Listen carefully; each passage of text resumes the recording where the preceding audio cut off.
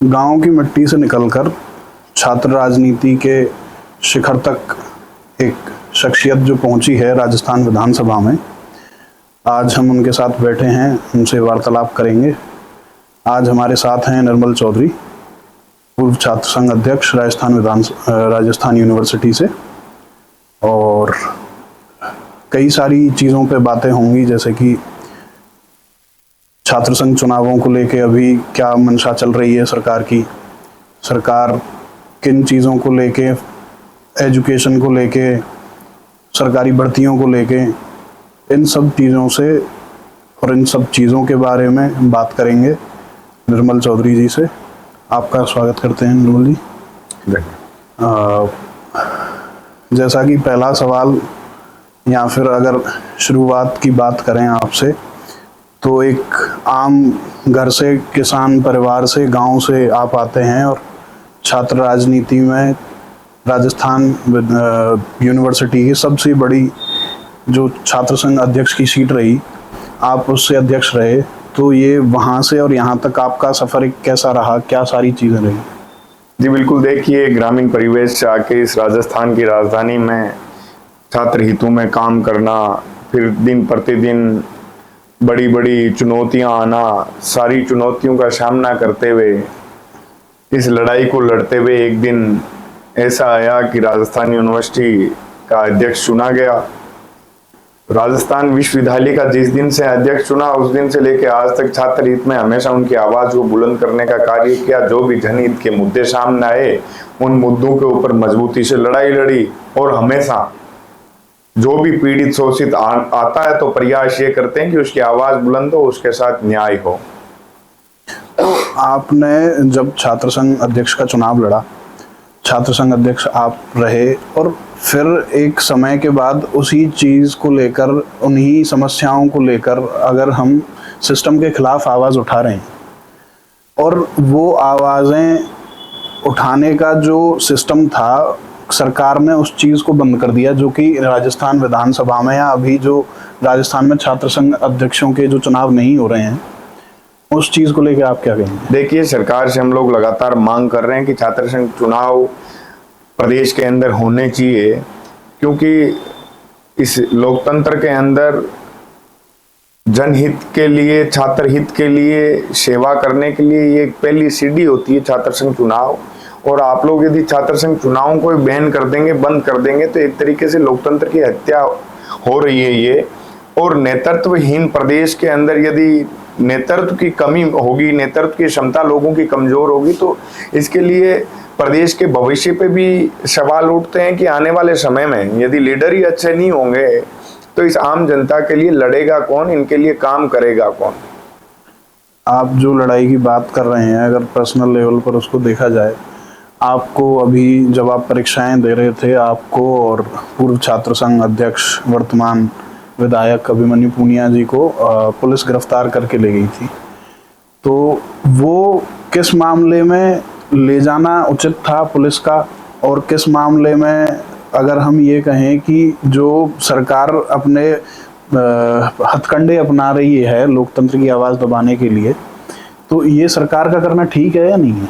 देखिए, ये पुलिस प्रशासन जनहित की मजबूती से काम करना छोड़ के गुंडागर्दी पे उतर रही है, और इस तरीके से प्रदेश के अंदर ये लोग एक डर का माहौल पैदा कर रहे हैं कि कोई भी सरकार और सिस्टम के खिलाफ लड़ाई लड़ेगा तो उसको इस तरीके से गिरफ्तार करेंगे, उसके साथ अत्याचार करेंगे, इस तरीके से उनको टॉर्चर किया जाएगा। तो हम लोग इन सब से डरने वाले नहीं है। हम पहले भी मजबूती से लड़ाई लड़ते हुए सिस्टम के खिलाफ आए, न्यायप्रिय लड़ाई हम लोगों ने लड़ी है। कोई हम लोग जमीन जायदाद की लड़ाई तो लड़ते नहीं है। प्रत्येक व्यक्ति के हक और अधिकार की लड़ाई लड़ना लोकतंत्र के अंदर हम लोगों का अधिकार है, जिसको हम सड़क पे बैठ के किसी भी पीड़ित शोषित की आवाज को हम लोग बुलंद कर सकते हैं। वही काम हम लोग करते आए हैं आज तक, और उसको आप लोग यदि दबाने का प्रयास करोगे तो हम लोग बर्दाश्त नहीं करेंगे। हम लोग कानून को मानते हैं, लेकिन अन्याय को कभी बर्दाश्त नहीं करते हैं। एक छात्र राजनीति में आना, कोई भी किसान परिवार से अगर व्यक्ति आ रहा है छात्र राजनीति में आने के बाद, उनके जो घर वालों की मंशाएं होती हैं कि भाई आगे चल के हमारा बेटा इस चीज़ की तैयारी करेगा, बिजनेस करेगा, सरकारी नौकरी करेगा, कोई भी काम करेगा, पर छात्र राजनीति में आने के बाद जो समय की सीमा है परिवार के लिए वो कम हो जाती है। इस चीज़ को लेके घर वालों को समस्या नहीं होती? जी बिल्कुल, देखिए ये सारे संघर्ष जीवन में करने पड़ते हैं। एक फौज में कोई सिपाही जाता है तो उसके परिवार को सैकड़ों दुख दर्द सहन करने पड़ते हैं, उनको कई चुनौतियों का सामना करना पड़ता है। तो प्रदेश और देश की सेवा के लिए हम लोगों के परिवार को कई सारी समस्याओं का सामना करना पड़ता है, दुख दर्दों को झेलना पड़ता है, जो कि इस समाज में जनहित में यदि मजबूती से लोगों की आवाज बुलंद करनी है, उनके लिए काम करना है, तो ये सब चीजें तो झेलनी पड़ेगी। बिल्कुल। तो अभी राजस्थान विधानसभा चुनावों को लगभग 2 साल हो चुके हैं। भाजपा की सरकार 2 साल से कार्यरत है और कई सारे काम अच्छे भी किए होंगे सरकार ने और कई सारे काम बेकार भी किए होंगे, पर सबसे बड़ा काम जो केंद्र में सरकार होने के बाद भी भाजपा की सरकार नहीं कर पा रही है, जो कि शिक्षा को इतनी उच्च स्तर तक नहीं ले जा पा रही है जो कि एक शिक्षा का स्तर इस देश में होना चाहिए। आज भी कोचिंग माफियाओं का और इन सारी चीज़ों का बहुत ही ज़्यादा प्रकोप है छात्रों के ऊपर।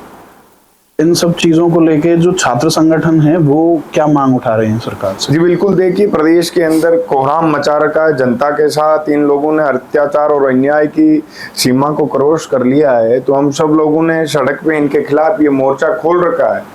और ये सरकार इस तरीके से नहीं मानेगी तो जनता इनको बहुत जल्दी समय नहीं लगाएगी बेदखल करने में।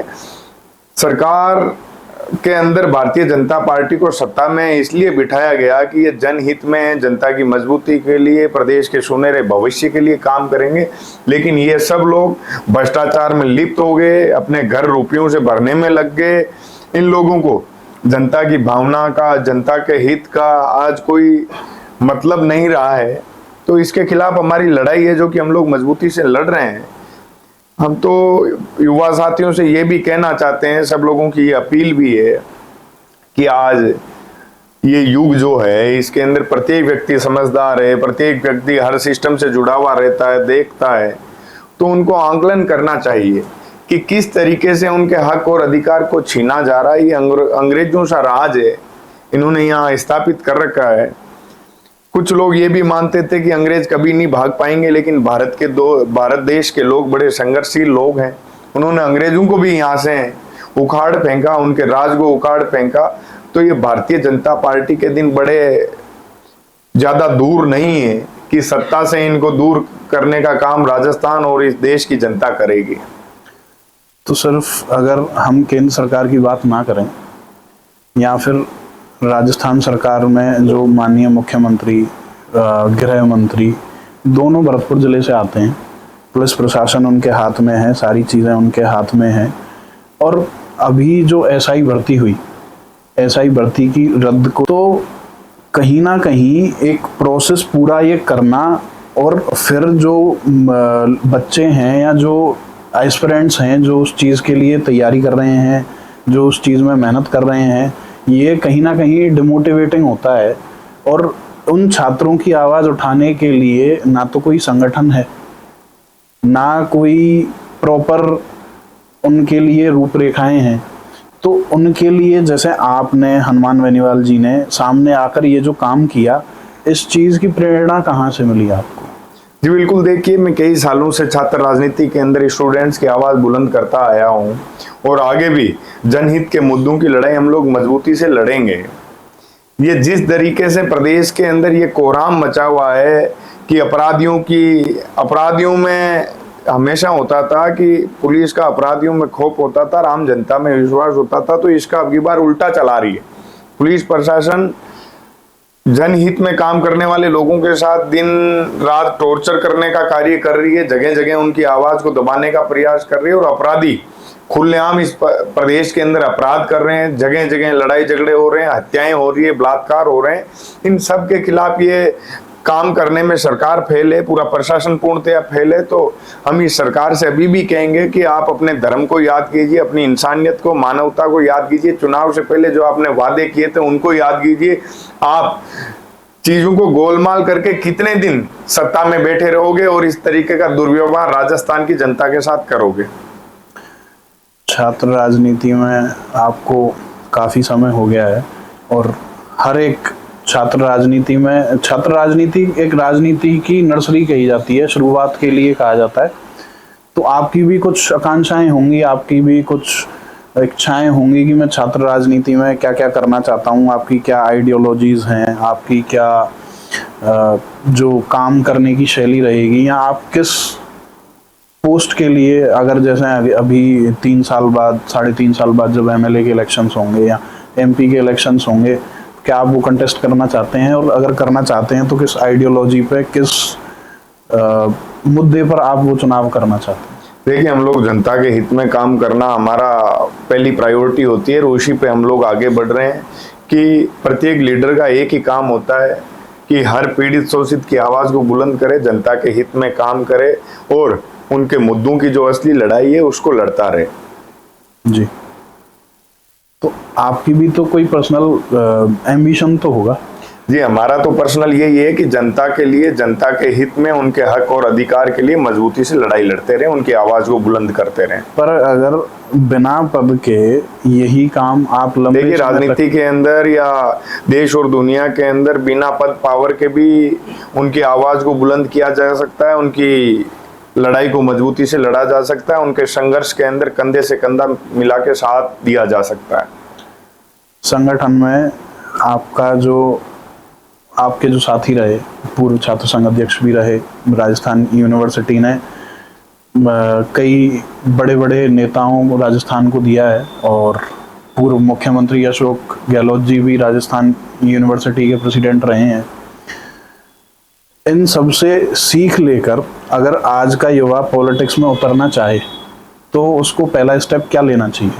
जी बिल्कुल, प्रत्येक व्यक्ति का स्वागत है, क्योंकि इस देश की जो राजनीति है इसके अंदर युवा बढ़ चढ़कर भाग लेंगे। इस लोकतंत्र के अंदर देश की सेवा के लिए, प्रदेश की सेवा के लिए, जनता की सेवा के लिए, तो और राजस्थान का भविष्य सुनहरा होगा। क्योंकि जितने युवा राजनीति का हिस्सा बनेंगे और ईमानदारी से, लगन के साथ काम करेंगे लोगों के लिए, उतना इस प्रदेश का विकास होगा, इस देश का विकास होगा और सब लोगों के सपने साकार होंगे। तो ये थे आज हमारे साथ राजस्थान विश्वविद्यालय के पूर्व छात्र संघ अध्यक्ष निर्मल चौधरी। आगे भी इसी प्रकार कई बड़ी बड़ी हस्तियों से बातें करेंगे, उनके विचार जानेंगे, छात्र राजनीति को लेकर, प्रदेश की राजनीति को लेकर उनका क्या कहना है, क्या सोचना है। नमस्कार।